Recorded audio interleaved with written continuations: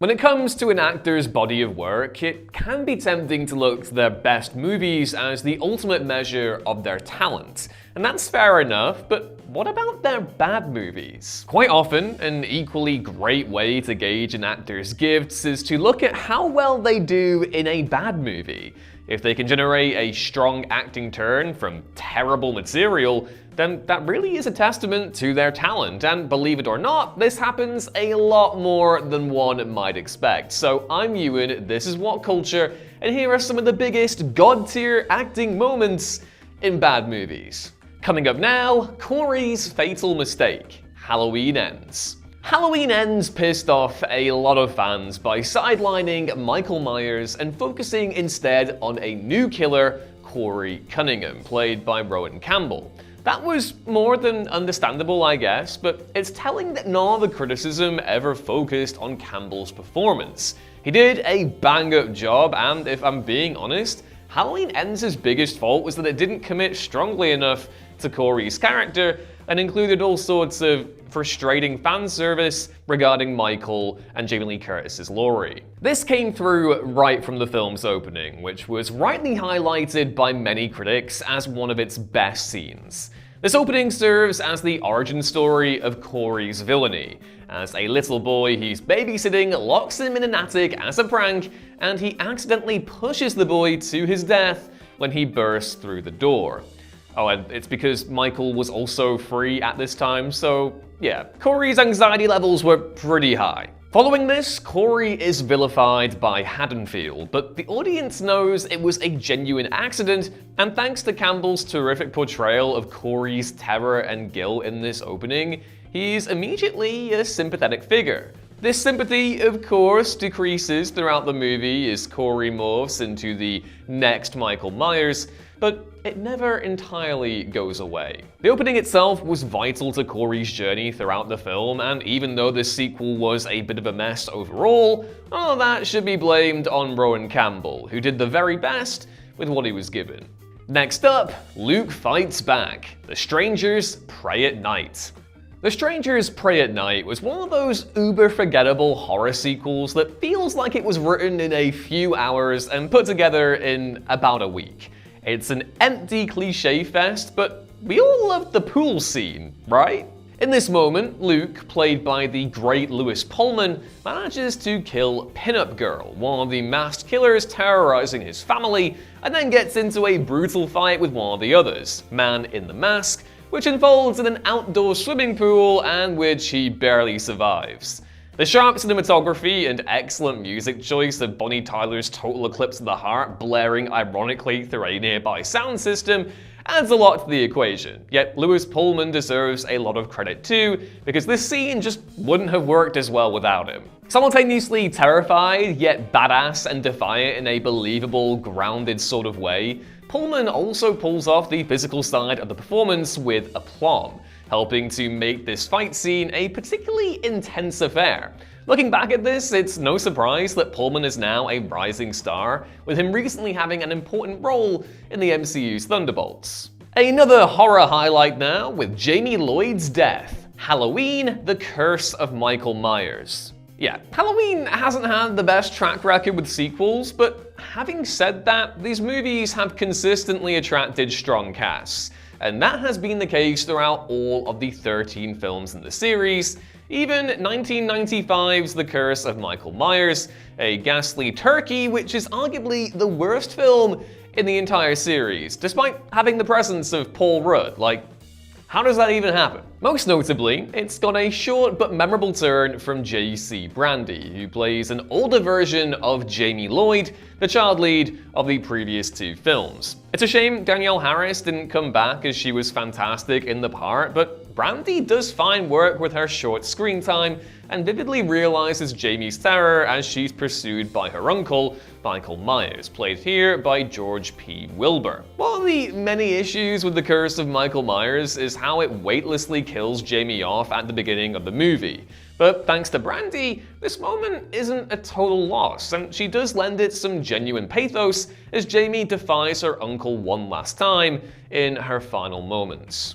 That whole Cult of Thorn thing though, eesh, what a bad time for the franchise. Shifting genres, we have Junior's Accident, The Many Saints of Newark.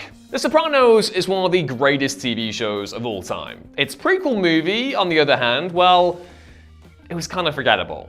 With far too many underdeveloped characters and plot lines, The Many Saints of Newark feels like a miniseries crammed awkwardly into a 2-hour film. And due to this scattershot approach, most of the cast ends up getting wasted. The various young versions of iconic Sopranos characters don't get nearly enough screen time, with actors like Michael Gandolfini, playing Tony Soprano here, and Vera Farmiga, playing Livia Soprano, being criminally sidelined. Nevertheless, there is one cast member who plays a legacy character and who does leave his mark. That is the great Corey Stoll as Junior Soprano, Tony's horrible uncle who was beautifully played by Dominic Chianese in the original show. Stoll is uncannily convincing as a younger version of Junior, and it's a testament to him that his performance is so memorable despite having such little screen time. His best moment, though, comes late in the movie, where Junior slips over some stairs in the rain. In this moment, Stoll is everything Junior always was. He's pitiful, repulsive, and frighteningly angry at the same time, flawlessly capturing the Sopranos' greatest petty tyrant. In this moment, Stoll also screams out an infamous, very profane one-liner from season 2 of the show, if you know, you know, and he nails the delivery. As this moment shows, Stoll was a fantastic casting choice for the young Junior, and maybe should have been the lead of the whole movie. It's the Merc without a mouth this time, Wade Wilson's entrance, X-Men Origins Wolverine. It's not controversial to say that this aggressively mediocre prequel totally betrayed the character of Wade Wilson / Deadpool, played by Ryan Reynolds in his debut as the character. This guy is known as the Merc with a mouth, a sassy, jokey, foul-mouthed, politically incorrect anti-hero. And what did the movie do? Well, Wade is apparently killed off-screen and then resurrected as a weird remote-controlled assassin who has his mouth sewn shut. The Merc with a mouth, like, the clue is right there in the name. How do you get that wrong? Pretty much everyone hated this creative choice, but especially Reynolds. Deadpool 2's hilarious end credits scene actually features Deadpool killing off this version of the character, often nicknamed Barakapool after the Mortal Kombat character. Having said all of this though, there is one particular irony to the version seen in X-Men Origins, one which sometimes gets overlooked. When the character is alive and vocal in the early scenes, it's pretty great. He's hilarious without ever coming off as overly smug or flippant, while also managing to be a colossal badass who effortlessly carves his way through a room full of bad guys. Reynolds owns the part in his brief time on screen, and although Wade doesn't use profanity thanks to the movie's PG-13 rating, he still feels like the Deadpool we all know and love. On the way, a reviled sequel that had more than a few bright spots. The post office scene, Men in Black 2. Plenty of other movies have matched up a jokester rookie with a stern, no-nonsense veteran, though few have done it better than 1997's Men in Black. Will Smith and Tommy Lee Jones were great together in the original, and reprised the role a further 2 times in Men in Black 2 and its follow-up, MIB 3. While Men in Black 3 was solid, Men in Black 2 was a thoroughly underwhelming sequel if we're being honest. Nevertheless, Smith and Jones still knocked it out of the park, regardless of the inferior material, as they show in the scene where their characters reunite for the first time. Jay goes to find Kay, who'd had his memory wiped when he left the MIB, and Kay is found to be working in a postal office in Massachusetts. Once again, the pair are instantly hilarious together, with Smith's wacky comedic shenanigans being made even more hilarious by Jones's stone-faced, non-buffoonery sanctioned expression. Smith also beatboxes in this scene, which was very funny, with the practical alien creatures the cherry on top. Next up, a prequel that should have been a lot better. Jango and Obi-Wan's meeting. Star Wars Episode 2, Attack of the Clones. Moments of strong acting in the Star Wars prequels are pretty few and far between, thanks mostly to George Lucas's discomfort at actually being a director. And as a result, this is one of the worst performed series of films you'll ever see. The prequel trilogy specifically, obviously. And again, I really enjoyed the prequels overall as someone who grew up with them, but yeah, the acting can get pretty ropey in different places. And out of the three movies, Attack of the Clones, the frequently exasperating, if occasionally brilliant middle chapter, is the shortest on such moments, with so much of the movie being taken up by Anakin and Padme's risible love story. That's not to say they don't exist, mind you, and a frequently underrated moment of subtle yet effective acting comes when Obi-Wan Kenobi, played by Ewan McGregor, and Jango Fett, played by Temuera Morrison, meet on Kamino for the first time. McGregor and Morrison were, aside from Christopher Lee, playing main antagonist Count Dooku, the best actors in Attack of the Clones by a country mile. In this moment, the two men size each other up and face off, throwing shade at each other with loaded looks. Though neither of them explicitly says it, both knows who the other is, and both are threatening each other, conveying a warning tone through their voices. You can cut the tension in this scene with a lightsaber. The cookies weren't the only things out of this world in this movie. Phil Hartman, Jingle All the Way. Okay, so slight caveat, Jingle All the Way is not a great movie. Do I love it? Yeah, but it's also kind of a wretched hive of terrible 90s cliches. In a story where Arnold Schwarzenegger's Howard tries to repair his relationship with his son, played by Jake Lloyd, by getting him an almost unobtainable toy. The Turbo Man doll. That was a terrible impression. I promise I can do a better Arnie. There are some inspired moments of comedic mayhem, but this is otherwise a pretty muddled, poorly structured, and endlessly annoying movie. It's also filled with subpar acting.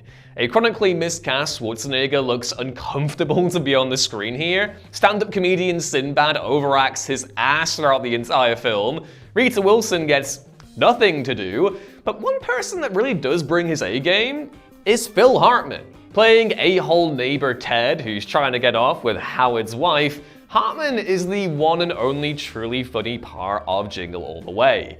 The beloved comedian, still remembered even now as one of the all-time great Saturday Night Live alums, shows off his impeccable comedic timing here. A reminder among his many roles that he was taken far too soon. On the way, the worst X-Men movie. Hank Confronts Charles, Dark Phoenix. X-Men Dark Phoenix was a disaster and a tragic end to an often great superhero franchise. Nevertheless, no one could blame the actors, who were all doing their damn best to make a good movie. Perhaps the key selling point of the X-Men films has always been the stacked ensemble casts, and that was once again the case here.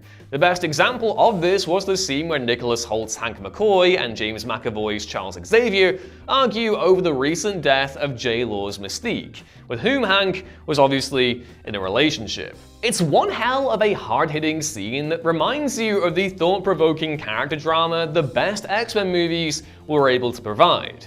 Hank, tearful and heartbroken, furiously berates Charles and blames him for Mystique's death, while Charles tries, with limited success, to remain stoic in the face of Hank's accusations. Although, thanks to McAvoy's nuanced performance, it can clearly be seen that he's being torn apart from the inside. Next, a terrible attempt at outdoing Michael Mann. But having a good cast softens the blow. The Tooth Fairy eats the painting. Red Dragon.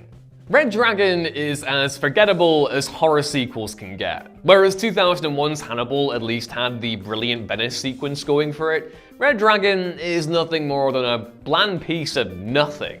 Not only a shoddy continuation of the series kickstarted by Silence of the Lambs, but a terrible successor to Michael Mann's Manhunter, which adapted the same Thomas Harris novel over a decade prior and is, you know, actually good. That being said, it does have a great cast. Edward Norton is terrible as Will Graham, but pretty much everyone else smashes it, including Anthony Hopkins in his last performance as Lecter.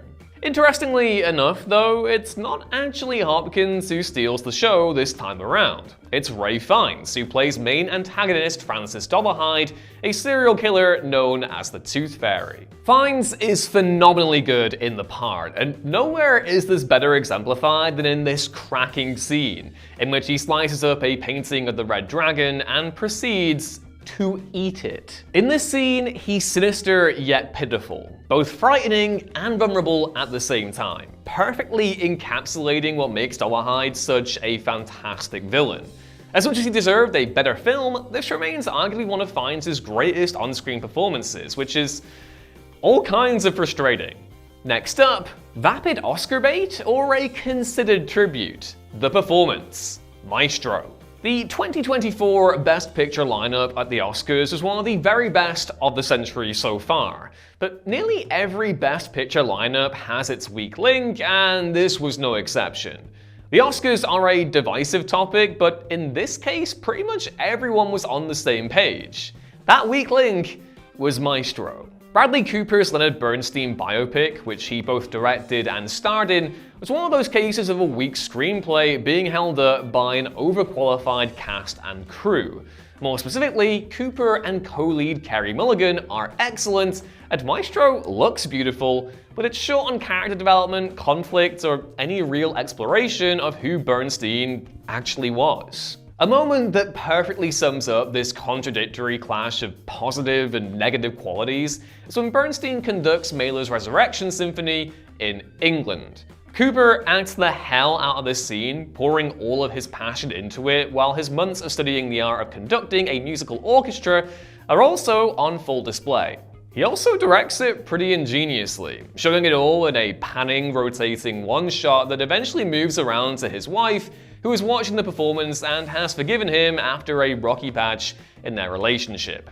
The story of their relationship was poorly developed, it must be said, but this represents Cooper filling in the gaps and lifting the whole movie up, both in front of the camera and behind it. And now, one of the best Spider-Man villains who was trapped in a pretty bad movie. Sandman's Heartbreak, Spider-Man 3. Thomas Hayden Church as Sandman/Flint Marko is yet another amazing casting choice wasted on a pretty bad superhero movie. In a film filled with sloppy writing, ill-judged acting, and out-of-place comedy, Church was a rare highlight from Spider-Man 3, a sequel that, while having aged well in comparison to some other recent superhero films, is still a far cry from the first two masterpieces in Sam Raimi's trilogy. He shows this from his very first scene, as the escaped convict briefly returns to his old flat to get some supplies and see his daughter, whose serious illness was motivating him to turn to a life of crime to pay for her treatment. As with many of the antagonists in Sam Raimi's Spider-Man trilogy, Marko is a tragic villain, and Church brings pathos and heartbreak to his performance, ensuring that viewers really feel for the guy, even when it's suggested later on in a not terribly well-judged twist that he might have been the man who actually killed Uncle Ben. But back to the scene, and just as he's leaving, Marko sadly says, quote, "I'm not a bad person, just had bad luck." Church's delivery will hit you right in the gut, and had he been in a better movie, his Sandman could have been an all-timer superhero movie villain to rival Willem Dafoe's Green Goblin and Alfred Molina's Dr. Octopus. And speaking as a huge Sandman guy, like he's my favorite Spidey villain and one of the coolest supporting characters in Marvel history, to call this film bittersweet would be putting it lightly. From one Marvel to another with Loki's death. Thor: The Dark World. The Marvel Cinematic Universe's big screen output since Avengers Endgame has been wildly mixed at best and downright awful at worst. Having said that, yeah, Thor: The Dark World is still arguably the MCU's nadir. It really is that bad. That's not to say that it's all bad though, for it does bring back the dynamite double act of Chris Hemsworth and Tom Hiddleston as Thor and Loki respectively. They show off just how great they are all the way through, doing their usual angry, bantering brother shtick with aplomb. Things change, however, when Loki is seemingly killed by Curse, one of the movie's villains. Loki apologizes for all that he's done, and Thor is devastated by his apparent demise, with Hemsworth providing a reminder of how underrated he often is as an actor. Even though this does ultimately turn out to be Loki tricking Thor once again, Loki's words of apology do seem genuine and not mischievous. In this sequence, Hemsworth and Hiddleston excellently capture the tragedy of the brothers' dynamic. However much they fight, they are still brothers, and Thor does wish he could teach Loki to be a better person. yet he's never been able to get through to him. Even after this scene was memorably parodied in Thor Ragnarok, it hasn't lost any of its dramatic weight. Just when you thought it was safe to go back into the MCU, Gorr loses his daughter, Thor Love and Thunder.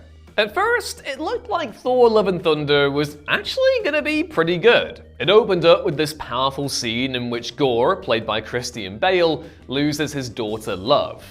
This devastating bereavement and his god's cruel dismissal of his plight turns Gorr into a vicious killer who has vowed to kill all gods, and sets him up as the movie's main antagonist. Christian Bale apparently didn't very much enjoy making the film, but he's deservedly been called the best thing about it by a country mile.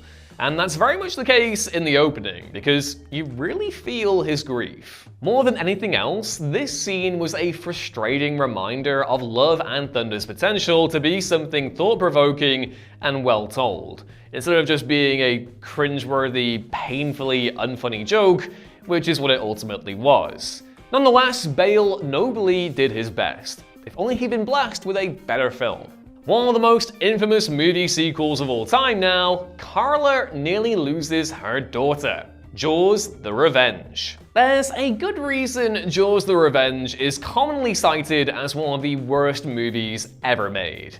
It's crushingly dull, it's poorly acted, its script is a load of toilet paper, and it actually approaches something as stupid as a shark seeking revenge, eating a plane, and roaring like a lion. Actually, this movie is awesome, I love it. And yet, it is also somehow better than Jaws 3D, which is the real, oh boy. That one right there, that might be one of the worst movies ever made. But I digress. Now, most of the cast come out of this picture pretty poorly, and yet, believe it or not, there is one moment of strong acting in the movie. This comes from Karen Young, who plays Carla Brody, the wife of Michael Brody and daughter-in-law of Ellen Brody, who graduates to protagonist in this installment after Roy Scheider once again said, "No, I will not be doing either of those," and honestly, good on you, Roy. Young gives what is perhaps the only genuinely strong performance in the film, especially when her daughter Thea is almost killed by the movie's shark antagonist. She convincingly and powerfully portrays a terrified mother who almost suffered the worst loss anyone can experience. When she confronts Michael about his failure to inform them that a shark was stalking them, screaming, "Why didn't you tell us?" it actually works really well, and is quite frankly the only moment where the movie doesn't feel like a cynical joke. The 90s disaster movie trend heads south, but this actor was pretty great. Stanley Tucci, the core. Who doesn't love a bit of Stanley Tucci? As well as sounding like a great guy in real life, Tucci doesn't just look really cool, he's also one of the very best character actors in the biz. He has this wonderful ability to improve any and every movie he appears in, no matter how bad it is.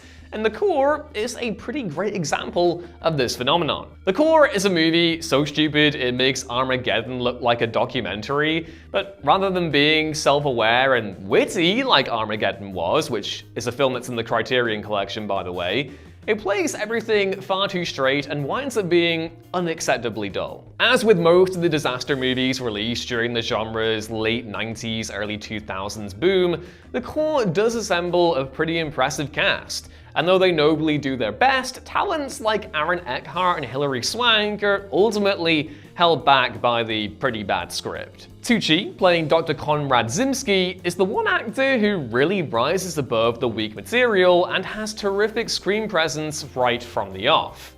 In the earlier scenes, he's hilariously arrogant. When things go south in the mission, he wins the audience's sympathy by effectively conveying the character's fear of death.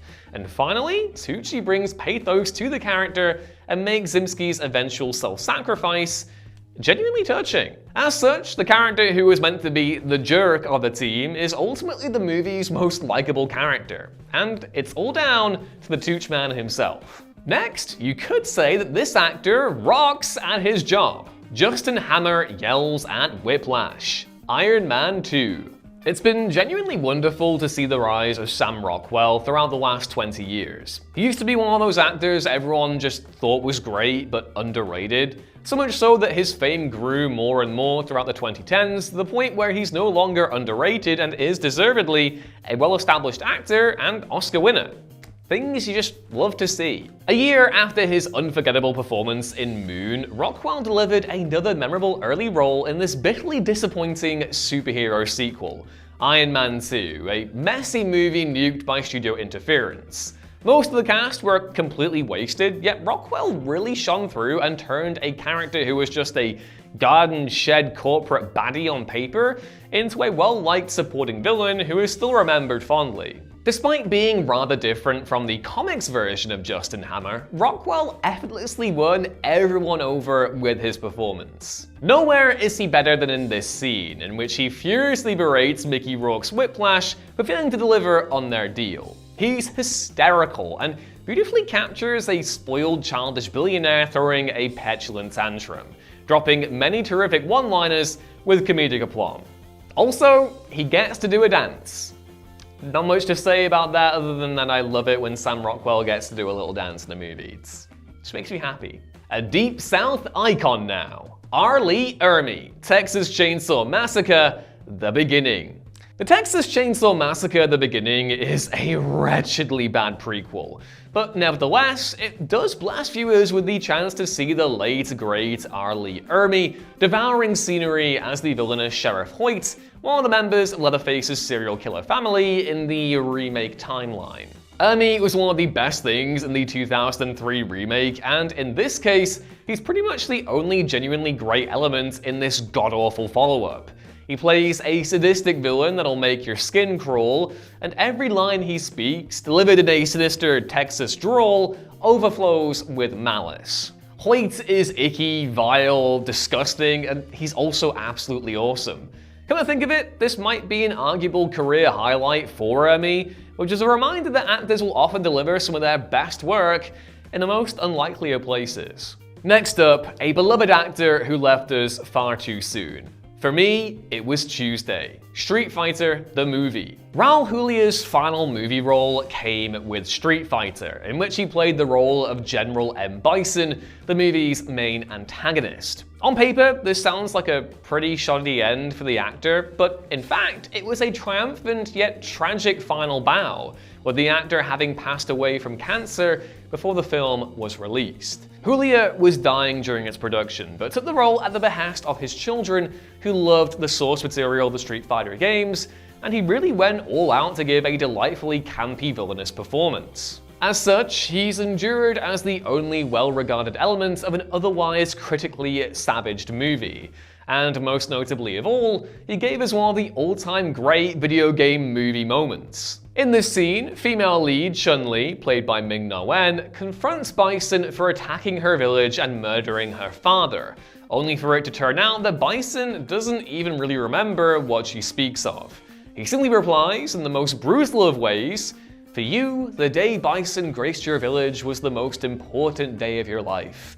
But for me, it was Tuesday." However deservedly panned Street Fighter was, it did at least provide the world with a stirring reminder of Raul Julia's greatness one final time before he sadly passed. A sequel that completely missed the point, but this scene is iconic for a reason.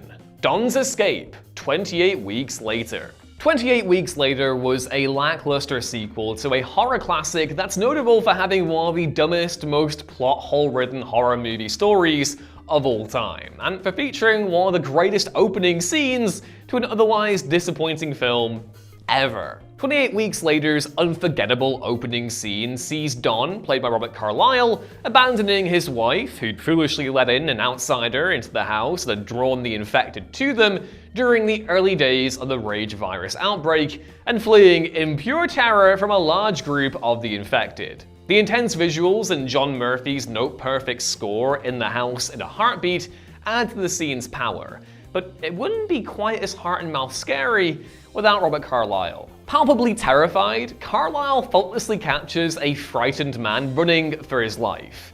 This is fear convincingly portrayed and a reminder of Carlyle's considerable acting gifts which have often been underutilized over the years. From one dark sequence to another now, Peter loses Gwen, The Amazing Spider-Man 2. As many predicted, The Amazing Spider-Man 2 did indeed adapt the death of Gwen Stacy, which is remembered as one of the most shocking and important moments in the history of comic books. The result was one of the all-time great comic book scenes from an otherwise pretty disappointing film. Seeing Emma Stone's Gwen Stacy dying was devastating enough on its own, and Andrew Garfield's fantastic portrayal of grief made it all the more heartbreaking. Garfield's portrayal of Peter Parker has been overpraised in recent years, but he was truly outstanding in this particular moment. And this scene, as well as his improved presence in Spider-Man No Way Home, suggests he could have been a much better Peter in a stronger group of movies. You want some more middling Marvel? Well, we've got you covered. Queen Ramonda's speech, Black Panther, Wakanda Forever. Angela Bassett's performance in Black Panther Wakanda Forever became the first performance in a Marvel film to receive an Oscar nom. She eventually lost to Jamie Lee Curtis for Everything Everywhere All at Once, but that doesn't take away from Bassett's excellent work, reprising her role as Queen Ramonda, who's now dealing with the loss of her own son T'Challa, reflecting the real-life passing of actor Chadwick Boseman. With this scene alone, in which she berates Wakandan General Okoye for allowing Namor's troops to capture Shuri, she lets the audience in to understand her pain. She mourns the loss of her entire family, and her terrible anguish reverberates through every word. This is probably the scene that got Angela Bassett the Oscar nom, and it's a bright spot in an otherwise bloated and boring sequel. Next up, the actor with the best nickname steals the show. Ben Urich arrives on the scene, Daredevil. Daredevil is a sad low point from the early days of the superhero genre. A mindless mess that's as poorly written as it is visually kind of disgusting.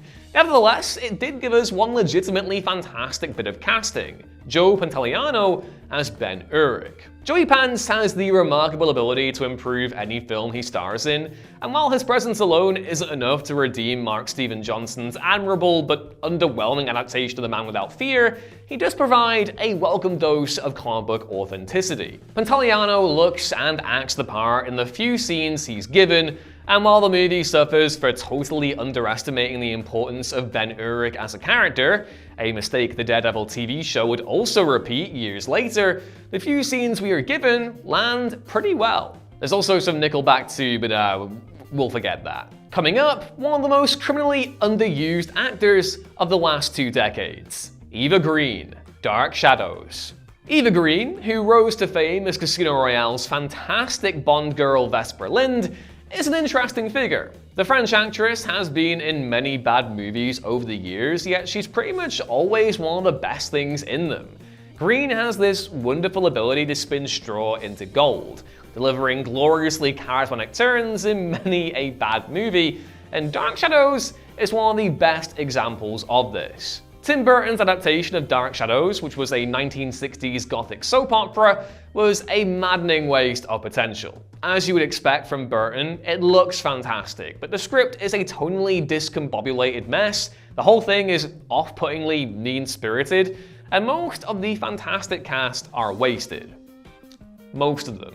Eva Green was perfectly cast as Angelique Bouchard, a vengeful witch with a grudge against Johnny Depp's vampire and his family, and she's an absolute riot in the role. She's a deliciously evil yet endlessly entertaining supernatural femme fatale, and she steals the entire film while making it look effortless. Ironically, despite being the villain, Angelique is honestly the most entertaining and likable character in the whole goddamn movie. A role that exemplifies Green's talents and the frustrating fact that she isn't booked regularly enough for better movies. Next up, he's the guy you don't want near your bathwater. Oliver, Saltburn. Saltburn was the unfortunate talk of the town for quite a few months, yet not necessarily because it was anything all that great. More than anything else, it was remembered for how shocking particular parts of it were. When you take things like a certain scene involving leftover bathwater out of the equation, you're left with a fairly messy psychological thriller that's short on thrills or psychological insight. As grotesque as it is It's basically just a toothless takedown of the British elite, which we've seen done better many, many times before, and yeah, I just do not get the hype about this movie. Like many a film before it, Saltburn fell to a strong cast to carry the weak material, none more so than lead actor Barry Keoghan, who plays the mysterious Oliver, a strange young man whose motivations and intentions remain unclear until the end. Keoghan gives an impressively guarded performance as Oliver, being ambiguous enough to keep us all guessing, but memorable and charismatic enough that we're still intrigued by the mysterious kid, and wonder what he's all about. Of course, the mask does eventually slip, and his performance metamorphosizes into a killer antagonistic turn. There was plenty killing Saltburn's groove, but Keoghan wasn't one of them. Next up, a movie a lot of people have nostalgia for, but one with only a few bright spots. Marge tapes over her and Homer's wedding video, the Simpsons movie. Okay, so, I know for a lot of people who are around my age and who grew up with The Simpsons, and particularly that kind of weird early 2000s period which gave us such glorious highs as The Simpsons Sit and Run, The Simpsons movie is kind of a beloved cultural artifact, but despite being incredibly quotable and obviously everyone having gone to see it in the greatest movie year in history, which is 2007, the movie itself, not that good. For people who love the classic Simpsons show, the worst thing about it is that they decided that, hey, you know Homer, this great, interesting character who was kind of like a playful, lovable oaf, who constantly made mistakes but always tried to make up for them, and who generally had a lot of love for his family. What if we just made him like genuinely abusive and evil? And yeah, watching the Simpsons movie in 2025, it's not a good time. I will say though that despite that, there are obviously a lot of good jokes. Albert Brooks is great as Russ Cargill. I love the guy who gets crushed by the dome as well, and he can't decide between whether he's going to be in or out. That bit's good too. But the best performance in the movie, and it's a result of the weird tonally jarring mishmash of jerk-ass Homer's just completely terrible arc, is when Marge records over their wedding video. There's such a depth of pain and sadness in Julie Kavanagh's performance here that we've seen before, but never to this extent. And despite, this being another Marge and Homer's marriage in crisis thing, she's amazing in it. And this scene, genuinely a bit of a tearjerker. She's amazing in it. And yeah, just kind of comes out of left field, and it is brilliant, and just a shame about the rest of the movie. More Marvel mania now with Kelsey Grammer, X-Men: The Last Stand. Out of the many, many, many terrific casting choices in the X-Men franchise, none have been as criminally underutilized as Kelsey Grammer as Beast / Hank McCoy. Grammer is so damn great in the part, and he was quite possibly the single greatest element in the otherwise pretty bad X-Men: The Last Stand. Despite his limited screen time, Grammer made every second count, nailing the mixture of badass charisma and authoritative intelligence the character needed. And his distinctive voice also suited Beast perfectly. As previously mentioned, Nicholas Hoult did very well as the younger version of the character, but even so, Kelsey Grammer is the definitive Beast for most fans. Sadly, aside from his supporting role in The Last Stand and an uncredited cameo in Days of Future Past, Grammer's Beast didn't really get anything to do. Until recently. Even though his post-credits cameo in The Marvels was leaked ahead of its release, it was so wonderful to see him again, and Grammer's also going to be in Avengers Doomsday. This return may be the most exciting announced casting in the upcoming superhero epic. Hopefully, they'll finally give him this moment in the spotlight that he's always deserved. On the way, a recent gem from a beloved actor. A tragic discovery, Secret in Their Eyes.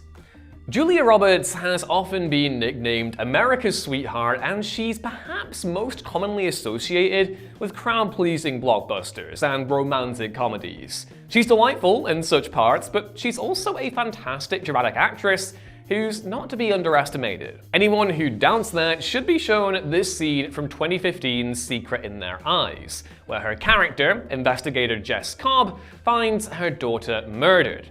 Thanks to Roberts' harrowing performance, this moment is almost unbearably difficult to watch. She's consistently strong throughout the rest of the movie as Jess tries to get justice for her daughter. The 2010s weren't the most fruitful time for Roberts, and she was in quite a few duds, so this performance is easily one of the high points from that period in her career. Ironically though, Secret in Their Eyes is one of those duds. A remake of the 2009 Argentinian crime thriller The Secret in Their Eyes, this movie is one of those projects that seemed doomed from the very beginning. The original film's story is so closely tied to Argentinian history that relocating it to an American setting just was never gonna work. And sure enough, the film is a confused and often dreary, if excellently acted affair. Nevertheless, despite the commendable efforts of actors like Chiwetel Ejiofor and Nicole Kidman, Julia Roberts absolutely owns the movie. It's likely that the scene where she finds her daughter's body will be the only part of it you actually remember, if you deign to watch it. On the way, a movie that was preaching to the converted. We are all going to die. Don't look up. As hard as this is to believe, once upon a time, Leonardo DiCaprio was pigeonholed into heartthrob roles and wasn't taken seriously as an actor. He had to work very hard to get to the level of acclaim he now enjoys. And we're all the better for it. Since his 2016 Oscar win, DiCaprio's film performances have been less frequent. And it is a bit unfortunate that he chose this movie as his first post-COVID role.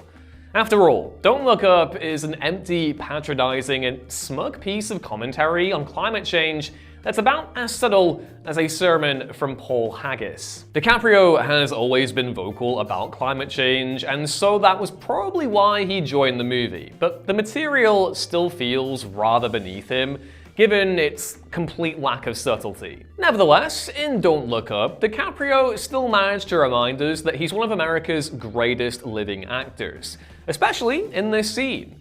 This moment sees his character, Dr. Randall Mindy, have the mother of all freakouts on national television as he furiously berates everyone for their failure to act on a comet heading towards Earth. OTT in the best kind of way, it's an explosive and hilarious bit of overacting that reminds us all of DiCaprio's incredible gifts, and also how well he does a freakout. Next up, a truly forgettable post-dragon tattoo thriller, Emily Blunt, The Girl on the Train. With this one, most seem to be on the same page. The Girl on the Train was a limp and cliched Gone Girl-like that just so happened to contain a fantastic lead performance from Emily Blunt. Blunt plays Rachel Watson, a troubled alcoholic who becomes a suspect in the disappearance of Megan, played by Haley Bennett, a neighbor of her ex-husband's. Blunt gives one hell of a powerful performance in the lead role, and the fact that she was actually able to deliver such a potent portrayal of a broken woman while stuck in such a weak murder mystery as this is a testament to her phenomenal acting chops. The term mystery should be used with a heavy degree of sarcasm here, as you'll probably guess who the villain is very early on. Tate Taylor's routine direction and a generally lackluster screenplay dragged the film down quite a bit, so Blunt's performance really is the only good reason to watch it. Among the movies of the 2010s, this is one of the epitomizing examples of great acting lurking within a bad movie. An actor more famed for heroic roles goes dark. David Tennant, Bad Samaritan. Bad Samaritan is yet another classic case of a great actor going ridiculously hard for a rather mediocre film that didn't really deserve them. This one centers around Sean, played by Robert Sheehan, a house burglar who breaks into a house and discovers a woman being kept prisoner. He's just broken into the house of Cale Ehrenreich, Tennant, a deranged and sadistic serial killer. And now Cale is coming after him too. Now, for the most part, Bad Samaritan is as whatever as it gets. Nothing about it is particularly innovative, striking, or memorable, except for Tennant. Despite how lovable he is off-screen and in his many roles, Tennant is a master at playing villains, and he shows that here with his ferociously nasty performance, making Cale a truly nightmarish movie villain. Tennant's unhinged, brutal performance, complete with a convincing American accent, truly is a sight to behold, and he's so much better than every other aspect of the production and it really isn't even funny. Those who have seen Bad Samaritan probably only watched it to see the beloved actor go dark as a gnarly serial killer, and his performance certainly didn't disappoint, even if the rest of the movie was a bit of a letdown. A divisive installment in a long-running franchise, but fans agree this performance was great. Philip Seymour Hoffman, Mission Impossible 3. Sometimes you get a performance so unnecessarily great that it leaves everyone in a state of shock. Case in point, Philip Seymour Hoffman in Mission Impossible 3. Although the world lost Philip Seymour Hoffman far too soon, there is still a strong argument to be made that he was one of the best to ever do it. The man absolutely killed every single role he performed, and even when playing the part of Owen Davian, a fairly generic action villain on paper, he delivered a completely intoxicating performance that dripped with menace, cruelty, and sinister malevolence. In a franchise that, as awesome as it mostly is, was never great at coming up with memorable villains, Davian stands tall and mighty as Mission Impossible's best antagonist, which is ironic considering that the third film is basically the weakest entry in the entire franchise. It's basically a forgettable action flick that's only really memorable for a supremely talented actor giving a dynamite, completely overqualified performance. One of the worst recent Oscar-winning films, but a killer performance all the same. Mahershala Ali, Green Book. Weak Oscar bait films elevated by great acting are a dime a dozen, and though Green Book differs from most of the others in that it, for reasons that will probably never be clear, won Best Picture, it does still fit that description in other ways. Namely, regardless of the mediocre film he was stuck in, Mahershala Ali is sublime as Don Shirley, an African-American composer and pianist. Yep, the movie is basically Baby's first movie about racism, but Ali gives a titanic performance as Shirley. As usual, he's an absolute charisma machine who also brings vulnerability and pathos to the role every step of the way. It was pretty irritating when he won the Academy Award for Best Supporting Actor, as he'd won just 2 years previously, and this was a blatant case of category fraud because he was the co-lead and not a supporting actor at all. Nevertheless, this unearned Oscar win is the only real problem with an otherwise exemplary performance from an exemplary actor. Wanna play a game? Well, this guy sure does. Jigsaw meets Hoffman, Saw 5. The Saw movies have been consistently inconsistent over the years, yet there has been one constant positive throughout all of them: Tobin Bell's stunning performance as John Kramer, the demented Jigsaw killer. Sadly, Bell's career hasn't really taken off outside of the Saw movies, and his performance as Jigsaw shows that he's been an underutilized talent over the years. As one of horror cinema's greatest icons, Bell is able to quietly command every single scene, giving a subtle, haunting, and spiritually broken turn as the terminally ill psychopath. He's terrifying, yet sympathetic at the same time, just like many of the best movie villains actually are. Even in the worst Saw films, Bell has been consistently strong. A fine example of this comes from the arguable worst Saw film to date, 2005's Saw 5. In this scene, Jigsaw first meets his future apprentice Mark Hoffman, played by Kostas Mandalore, who'd murdered his sister's killer in a Jigsaw-style trap. Thanks to Bell's stellar work, this is one of the only worthwhile scenes in the entire movie. Even though Mandalore's performance is pretty wooden, as it was throughout all of these Saw sequels, Bell's work single-handedly elevates this scene to greatness, and he's just as sinister, intimidating, and curiously likable as he always was. Next up, a scene that showed a movie's lost potential. The squad has a drink. Suicide Squad. Suicide Squad has got to be one of the best acted bad movies ever made. Okay, so yeah, Cara Delevingne's performance as the lead villain is howlingly awful, and the less said about Jared Leto's Joker, the better, but everyone else is legitimately great. Even Jai Courtney, who's wonderful as Captain Boomerang. In general, it's a scene that feels like it came from a different, far better movie due to how much better the writing is here than anywhere else. So the actors really get a chance to show off just how well cast they actually were in these roles. Will Smith, Margot Robbie, Jai Courtney, Joel Kinnaman, and especially Jay Hernandez, whose character recounts how he accidentally killed his own family with his fire powers, are all nuanced, charismatic, and even quite affecting in this scene.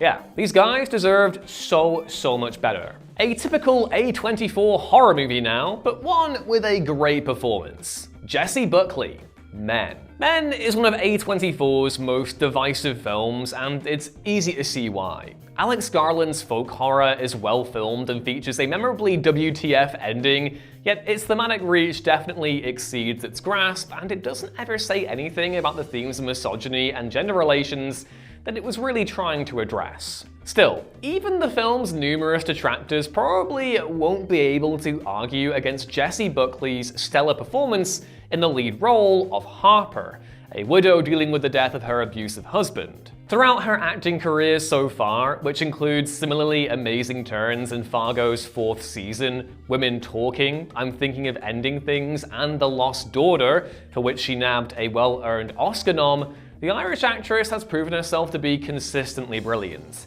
and one of the best performers of her generation. In Men, Buckley delivers a fraught, harrowed performance that's difficult to watch, yet harder still to look away from. She manages to shine through the movie's more pretentious moments to deliver one of the finest horror performances of the decade so far. Gonna go down to Folie-à-Deux. Gary Takes the Stand, Joker 2.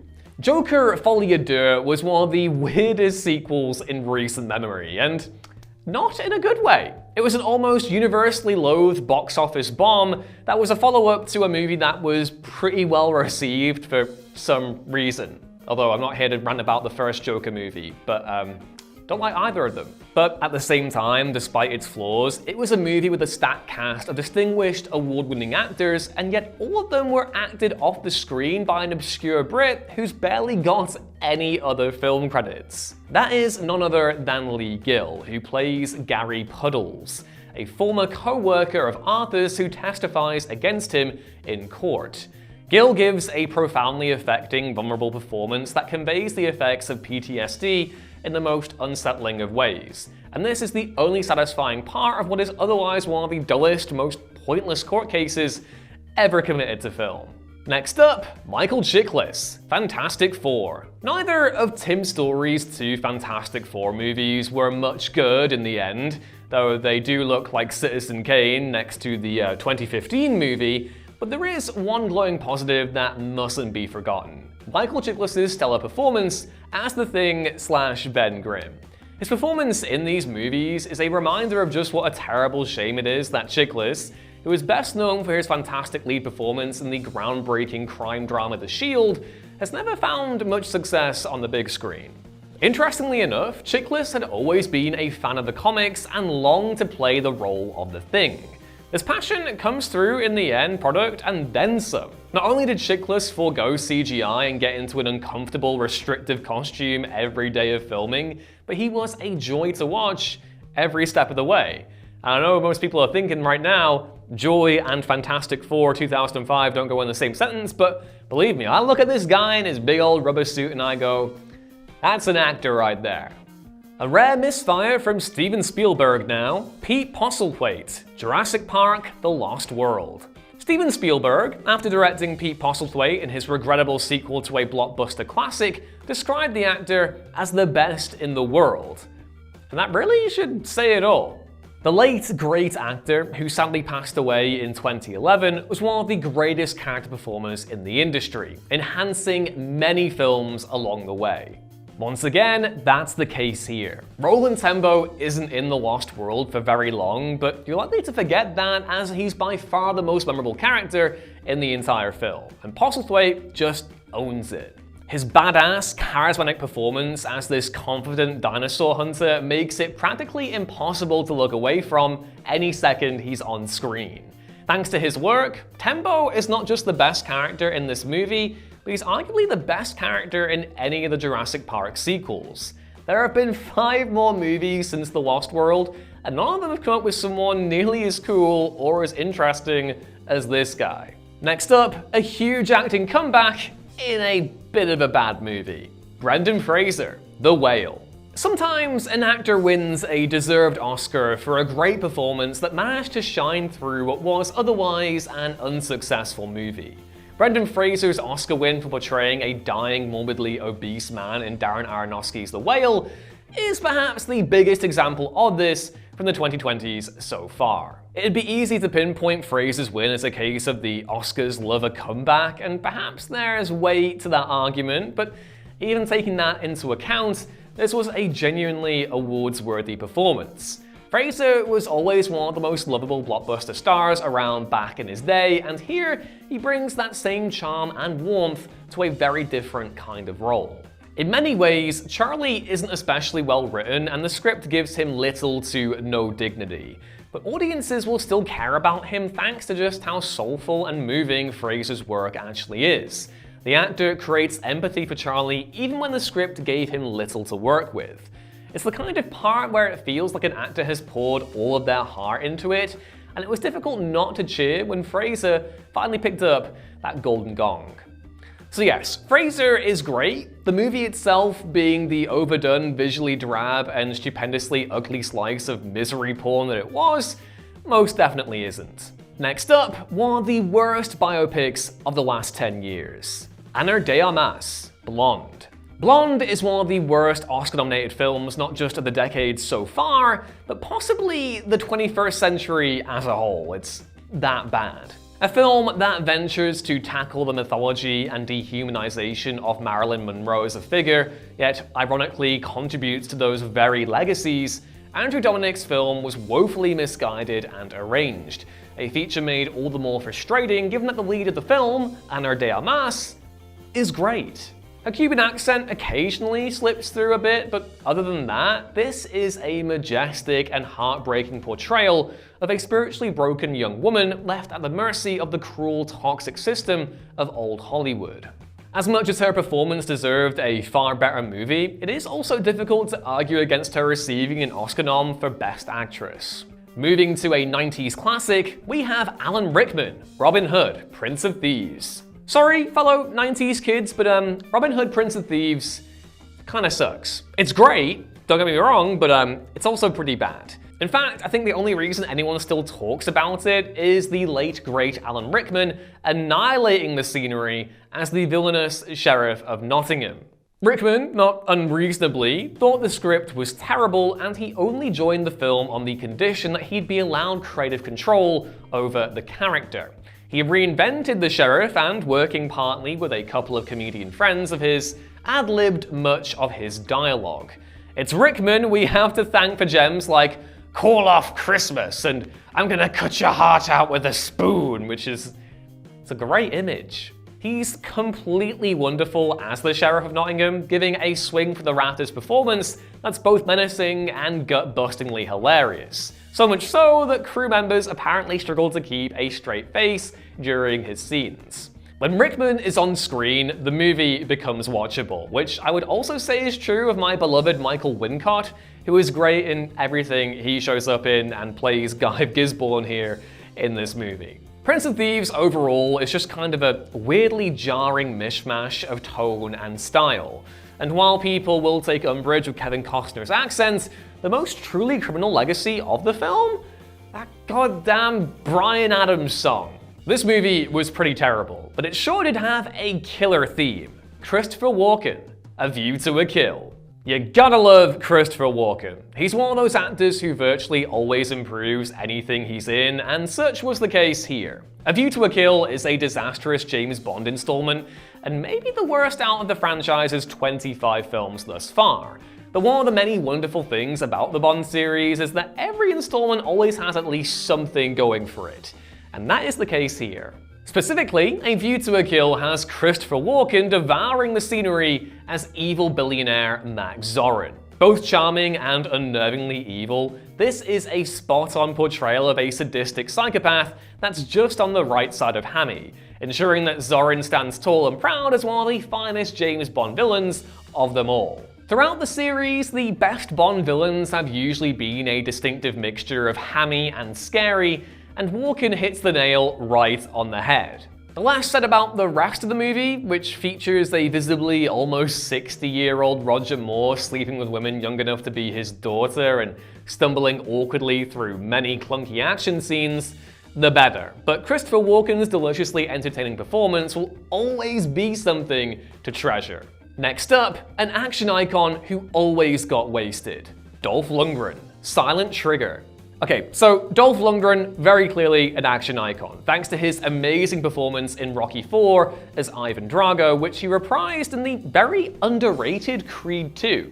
However, Lundgren's career outside of Rocky and the Expendables movies has been a bit underwhelming, and that's very, very frustrating because after they tried to launch him as a solo actor in the late 80s with movies like Showdown and Little Tokyo, which is a riot, he kind of got stuck in the direct-to-video sphere, and good action movies can come in the DTV sphere, but poor old Dolph, he really didn't get a prime cut every time he ended up in one of these. The most frustrating thing about these DTV movies is that Lundgren is amazing in all of them, and I'm not even over-exaggerating there. He's legitimately great, and is clearly on the same level of someone like a Sly or an Arnie or any of the other iconic 90s action faces we've all come to know and love over the years. Men of War is always my go-to example with this because despite the movie being very, very mediocre, it was co-written by John Sayles, has Lundgren in the lead role, and there's this really cool kind of like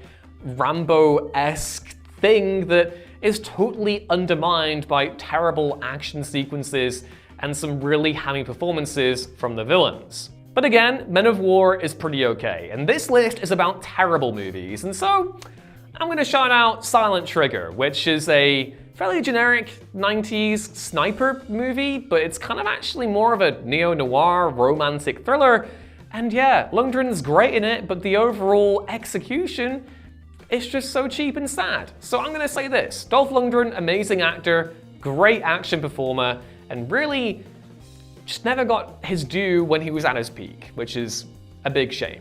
Next up, this movie could have been so much better, but at least the lead was good. Tom Hardy, Legend. Legend is one of those deeply mediocre films that just so happens to contain a practically perfect performance.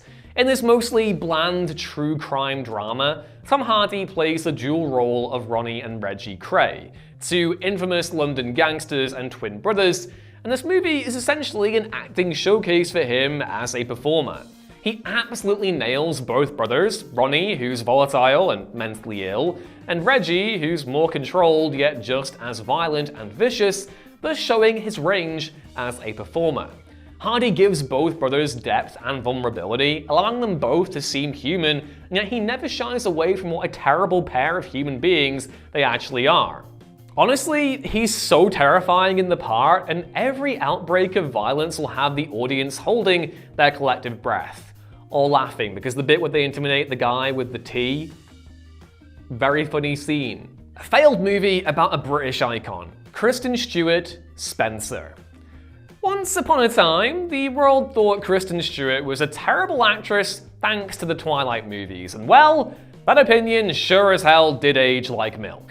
In the years since being freed from the shackles of Bella Swan, Stewart has revealed just what a force of nature she actually is in front of the camera. Her best work so far? The mesmerizing turn she had as Princess Diana in 2021's Spencer, directed by Pablo Larraín. Not only does Stewart provide an uncannily convincing impersonation, complete with a remarkably good English accent, but she gives a heartbreaking and haunting portrayal of the troubled, lonely princess. At the time, this was easily the greatest on-screen portrayal of the late Princess of Wales, and even if Elizabeth Debicki's performance in The Crown has perhaps surpassed it, this remains a great take that arguably deserved to win the Best Actress Oscar that year. There are amusingly kooky moments, such as Diana eating her own pearls and interacting with the ghost of Anne Boleyn, but for the most part, this is very much a case of Stewart elevating otherwise flat and boring material. He's back! Bowels in or bowels out? Hannibal. Anthony Hopkins' performance as Hannibal Lecter might have been parodied to death, and yet even now, watching him in the part is the most remarkable experience, especially on the big screen. And that's also considering the likes of Brian Cox and Mads Mikkelsen having done amazing things with the role too. One of Hopkins' best scenes as Lecter is this gloriously brutal moment from 2001's Hannibal, the direct sequel to Silence of the Lambs. Hannibal, now hiding in Florence, discovers that policeman Ronaldo Pazzi, played by Giancarlo Giannini, is planning to kidnap him and send him back to the United States. Lecter then proceeds to subdue Pazzi and sadistically interrogate him, concluding with one final question: bowels in or bowels out, like Judas. As Pazzi is currently gagged, Lecter decides for him. He disembowels Pazzi and then throws him over the balcony in a twisted reference to the hanging of the Pazzi conspirators, an event Lecter had mentioned several times before that point. Hopkins is perfect in the gnarly kill sequence. He's terrifying, intelligent, darkly witty, and utterly captivating. And the fact that he still gave such a masterful performance in what is otherwise a pretty forgettable sequel makes it that much more impressive. Well, this movie sure did escalate quickly. Mickey Rourke's monologue, The Expendables. You know, it's really sad what's become of Mickey Rourke's acting career, given what a talent he used to be. Let's not forget, this is the guy who snuck in a nuanced, powerful monologue about the trauma of war into The Expendables of all things. The first Expendables film is pretty tedious and is only really memorable for featuring one of the most out-of-place movie scenes of all time, in the best kind of way. One night after a mission, Sylvester Stallone's Barney Ross chats to his old army buddy Tool, played by Mickey Rourke, who does pretty much the last thing anyone expected an Expendables character to actually do. He does a haunting monologue about his experiences fighting in Bosnia and confesses to allowing a stranger to take her own life instead of intervening. So powerful is the speech that a shaken Barney silently walks away into the darkness. It's really affecting.